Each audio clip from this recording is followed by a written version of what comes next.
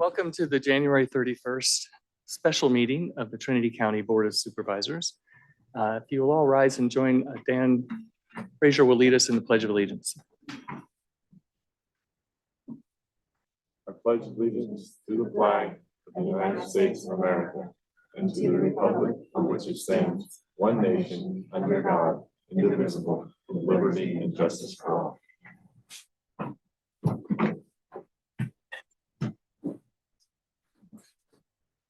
Okay, we have a relatively short agenda for today, the special meeting. There were some time-sensitive things that we wanted to move forward. Under county matters, these items include non-routine or controversial matters and are listed alphabetically by department. A member of the board or staff may request an item be heard out of order. Anybody want to change the order? Okay. So we'll continue under Board of Supervisors, item 1.1, discuss and or take action to appoint Supervisor Cox a selection for Planning Commissioner District 2 to serve the remainder of the 4-year term. Thank you.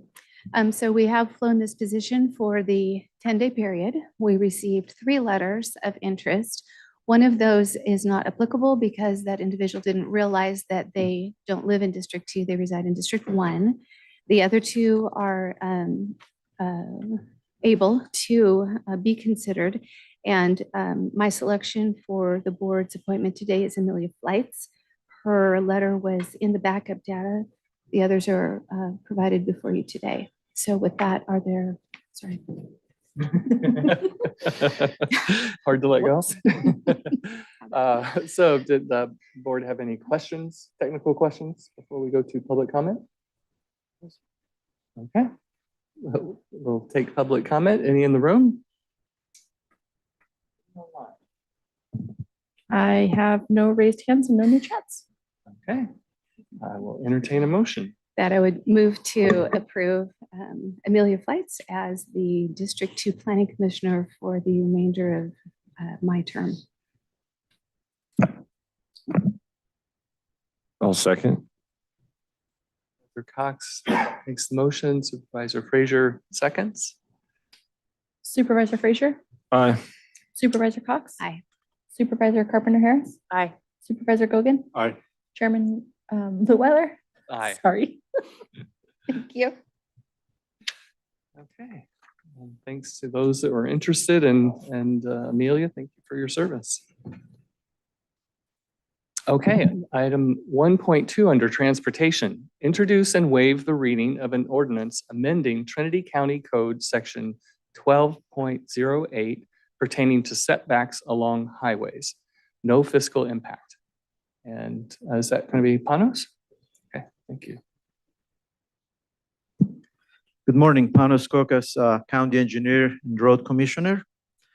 This original ordinance was written before most of us were born in 1956. I said most of us, not all. Some of us were born at that time. Nevertheless, we're making some technical changes as things have changed.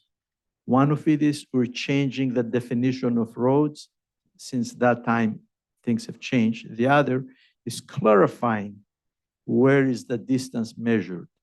Originally, it was set at the center line, which is a little difficult to measure most roads. So clarifying that to go from the edge of the road. And the third part, the ordinance, the way it was written, you could not deviate from it. You could not grant exceptions. They had to come to the board. They had to have a full hearing. This way will allow the road commissioner / county engineer to allow deviations, provided we still have safe roads and based on engineering principles. That's a double-edged sword. Sometimes people may want to have something done because they don't agree with safety reasons or engineering principles, but at least to have that option. If you have any questions, I'll be more than happy to answer. Yeah, I have a couple of questions if I could, Chair. Sure. In the changing of the definition, The new definition feels more confusing to me than the original one does. It feels more confusing to include the term within the definition. Could you expand a little bit on why the new one is better overall? One definition said we have county highways. The county does not have highways. That's State Route 299, State Route 3. We have different names of roads based on the level of traffic with respect to the county and their eligibility to receive federal funds. Minor arterials are the largest roads that we have based on the level of traffic and then becomes major collectors. Both of those roads are eligible for federal criteria. The minor collectors are not eligible for federal money or the local roads. So again, it's based on the amount of traffic they have, how they connect within the county and so forth. That designation has to be approved by Caltrans and then federal highways. And since then, the names have changed. So keeping up with our funding sources and what federal highways and the state is calling the roads. And just help me with putting the term within the definition. A road is a road.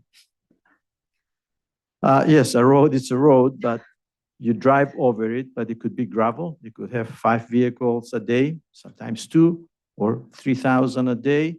That's heavy traffic and connects from one end of the county to the other or one region of the county to the other.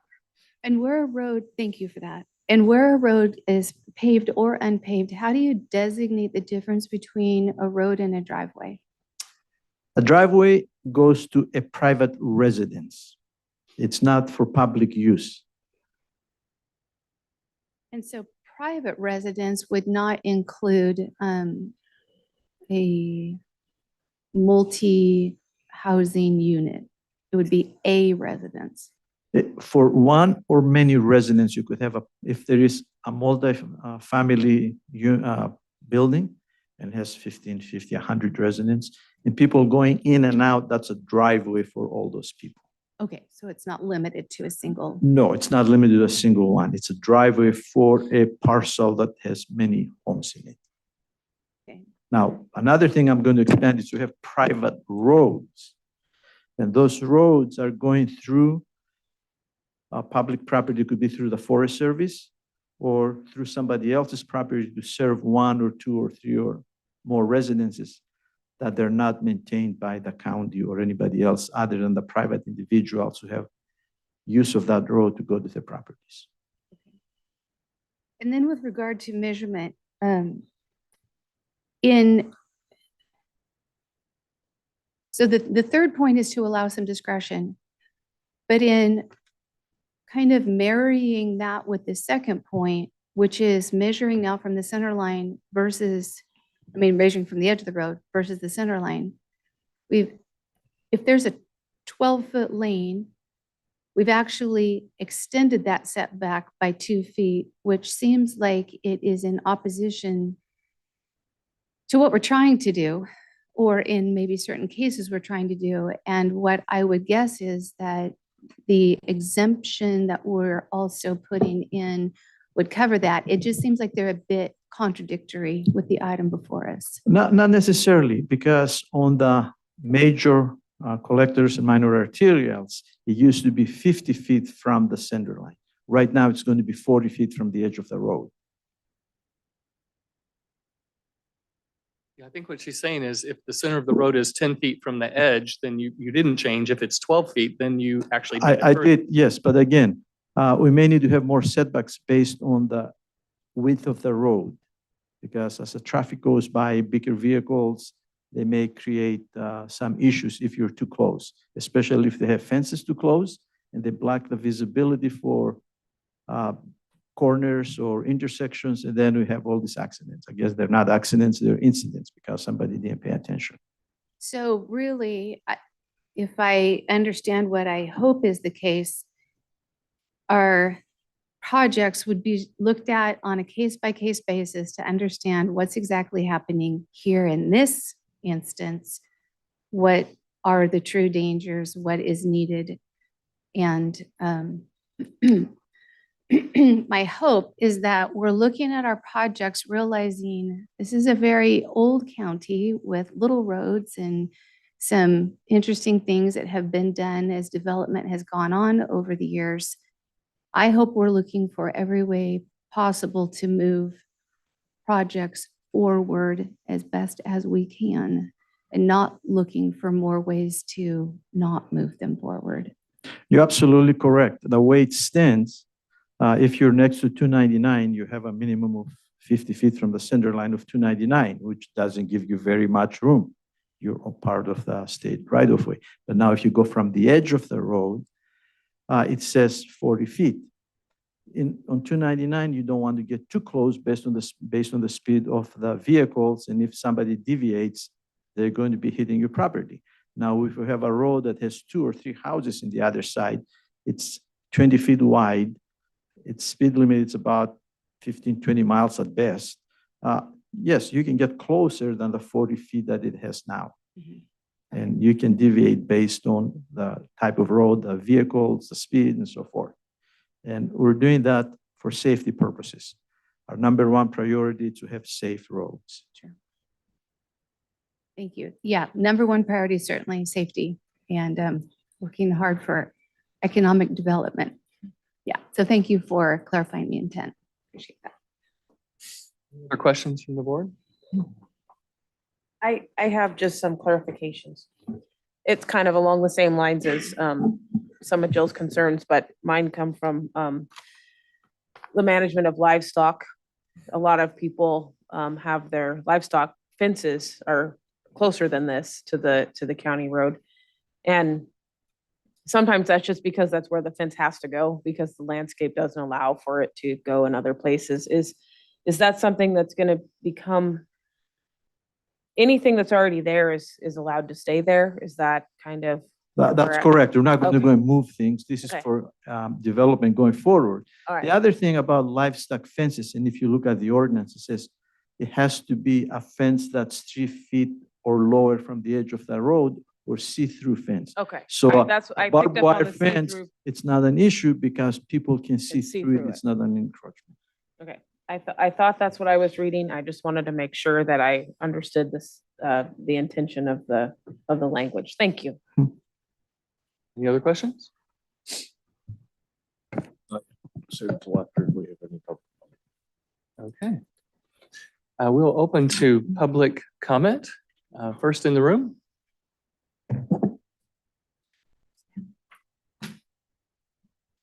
Good morning, Naomi Goulet, Trinity Nursery in Weaverville. Thank you, supervisors. I'm confident you've reviewed my letter that was included in this item as backup, so I won't beleaguer my personal pain and suffering. But I do ask that you approve the board item presented to you today, amending ordinance 12.08. Of specific importance in that section is the 12.08.040 modification section. This section explicitly allows road commissioner authority to modify the setback requirements as written in the ordinance. The setbacks outlined in the ordinance, even as amended, I also believe are a difficult standard for development in Trinity County, given the physical constraints, as Supervisor Cox said, we're a historic town, especially in places like Weaverville and Lewiston with more density, old and narrow historic roads layout, steep and short slopes, drainages, narrow lots, etc. A quick drive through county roads in Weaverville showcases that this ordinance has certainly not been strictly followed as it's been written since its implementation in 1956. It makes sense from a public planning, economic development, and property rights views to allow property owners an explicit pathway through what otherwise could be a prohibitive standard for many to achieve. You all understand how difficult it is to operate a business in Trinity County, and so therefore I ask you again, please approve this item to allow the road commissioner explicit authority to be a promoter of reasonable economic development and property development in our county. Thank you. Thank you.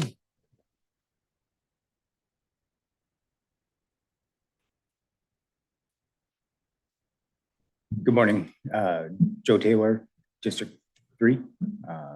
I'm the builder on the project that has spurred this to come to you guys. I would, again, echo what she's saying as far as that we need to get this passed so we can move forward. We've been kind of at a standstill since the beginning of December, waiting on clarification of what our setback was going to be. And now here we are, 2 months later. I do know from a code standpoint that clarity is very important for property owners and developers and builders so that we can all know what is defined. So I do see that there's some ambiguous language in here where we're going to have to kind of guess where the edge of the road is, because it doesn't just stop at the pavement. It's the curbs, ditches, and et cetera. So if you're on a property where there are these issues, then we're going to have to reach out to have prior verification before we can make a development plan.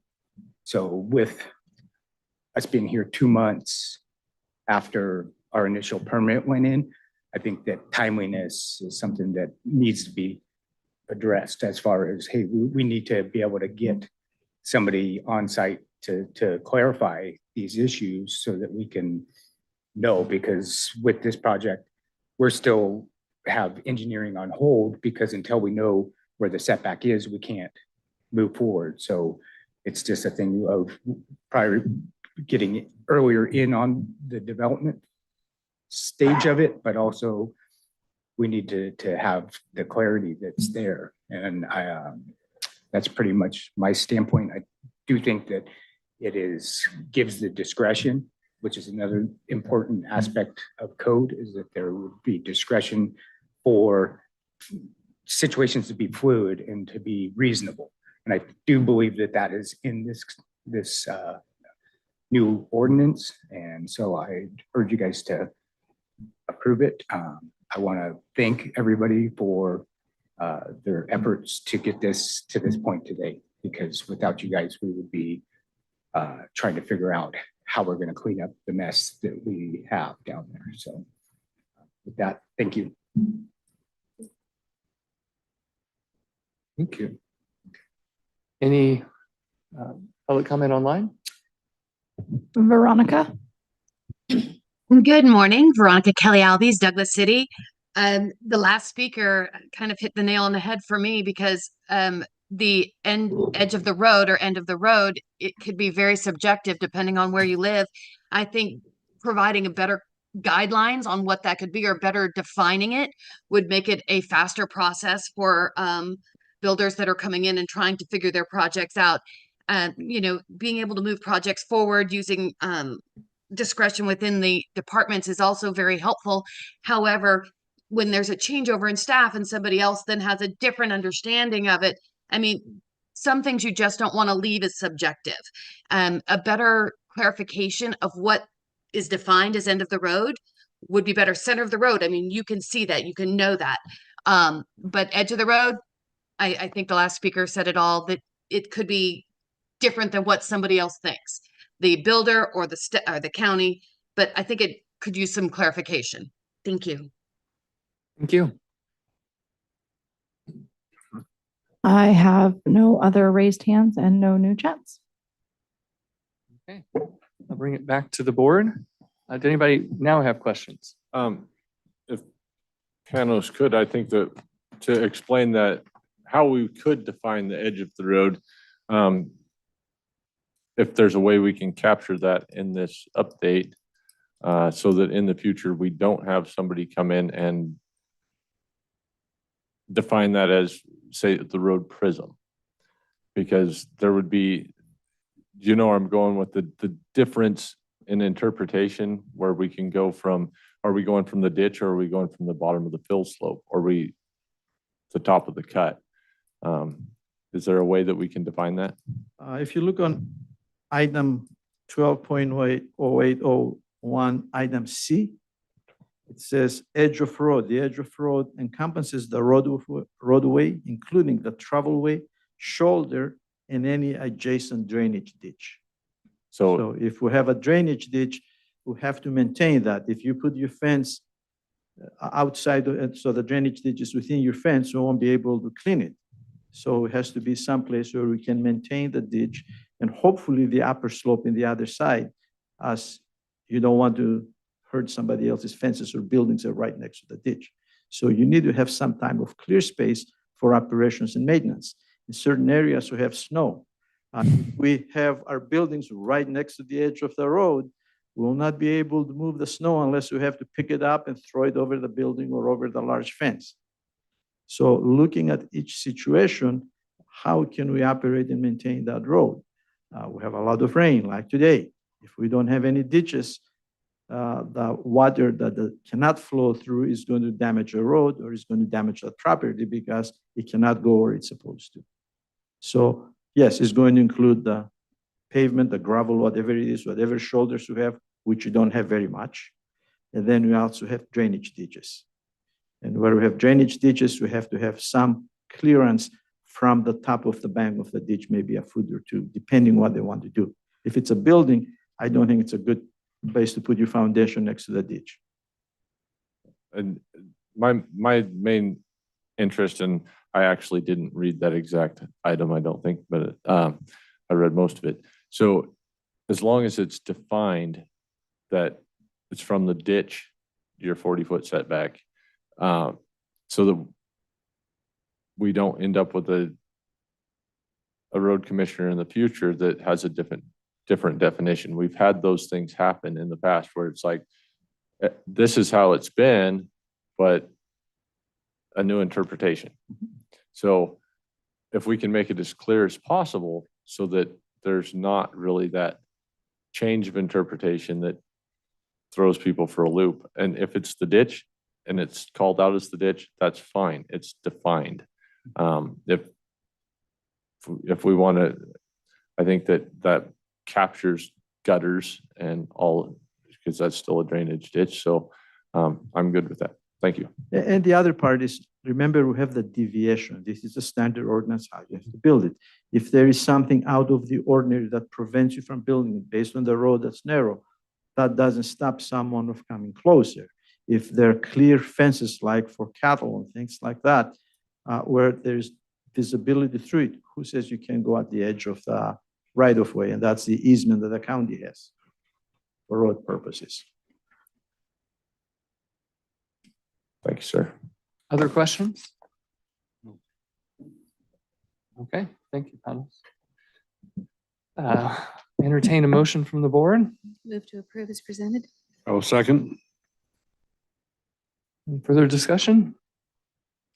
If anything, I would ask, if not included so much in the motion, but as hopefully consensus of the board and direction to staff, if this particular project could be now moved forward in the most expeditious way possible, I would appreciate that.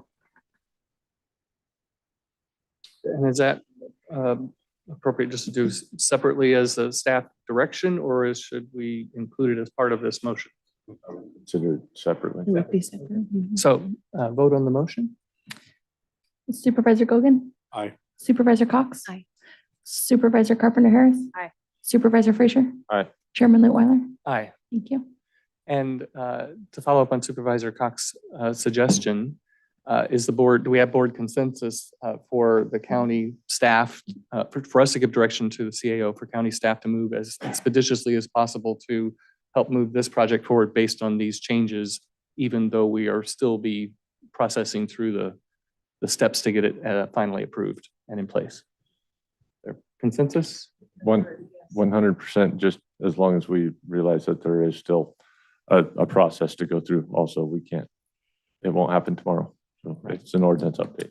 It is that, and I think folks realize, what that is and what that means. What my wish is that because of the 2 months of delays that have already taken place, that this gets top priority in workloads on people's desks. That's my ask. And I Consensus? All right. Thank you very much. All right. you guys. With that, we are prepared to adjourn the meeting. Thank you very much.